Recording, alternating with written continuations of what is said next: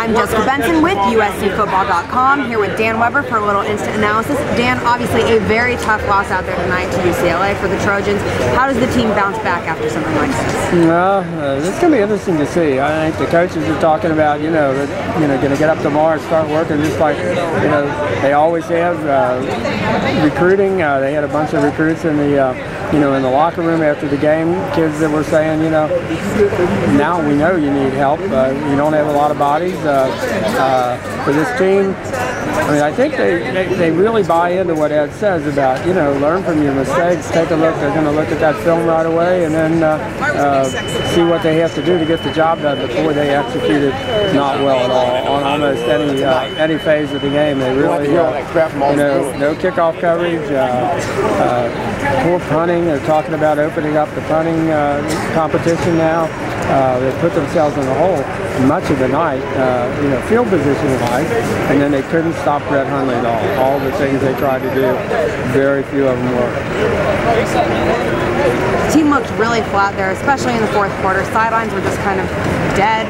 Crowd started to leave. Special teams was obviously struggling.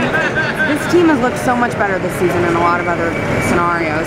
What was different tonight? I don't know if it caught up to them finally. 8 games playing with 46 to 50 players, scholarship players. I don't, does that eventually catch up with you? Do you have to kind of, take it easy a little bit in practice as fast as they go and all that? Did that, impact on their tackling, their open field tackling? That didn't look as good. Didn't look anything like it looked. Didn't look anything like it looked 2 weeks ago against Stanford. And I think some of those are factors.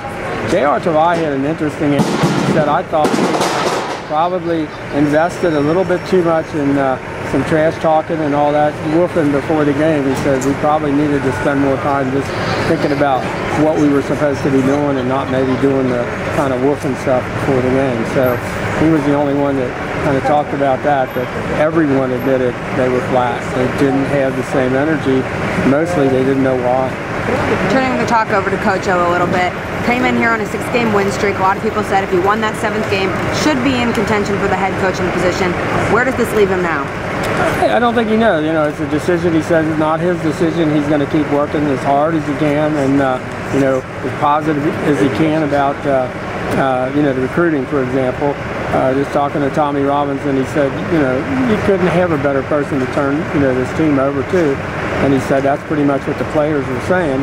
The players are saying, you could pay millions and bring in a big NFL name. He said they're not going to have the same heart and the passion and, create the family atmosphere that Coach O has. I mean, as Tommy Robinson said, he just said 8 weeks ago we were going to be here 6-2 and trying to turn this season around. He said that's a miracle that we've done this. So he said it's really hard to lose tonight, and this is a really tough game. But you look at, and Ed I think talked about the body of work. So if you look at the body of work, you can feel pretty good about what we've done. You look at tonight's game, you can't feel very good about what we've done. So you got to kind of, you're in both places after tonight. If anything, you can at least count on the fact that he really made this team feel like a family. I talked a little bit to Devon Kennard, who said one of the greatest coaches that this team could have ever had, and they absolutely adore Coach O. They love the opportunity to play for him. And, the one, George Yuko said, he doesn't want to have to, come back and play for somebody else. He wants to play for Coach O. So, there you go. Looking ahead, this team will go to a bowl. We don't know which one yet. What does this team need to do to end on a high note? Well, I think they need to get some energy back, and that may be the kind of thing that when you get another 3 weeks, 3 to 4 weeks, that could happen.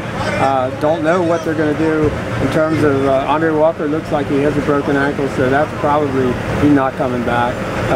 Marcus Martin, knee injury. We don't know. I would doubt he's coming back. So a thin team now becomes really thin. Luckily, they had 2 seniors, Abe Markowitz and John Martinez to step in there. But they're getting really, really thin on that offensive line right now. Well, we'll look forward to see what they can do. I'm Jessica Benson with USCFootball.com, here with Dan Weber. You can catch more on the web.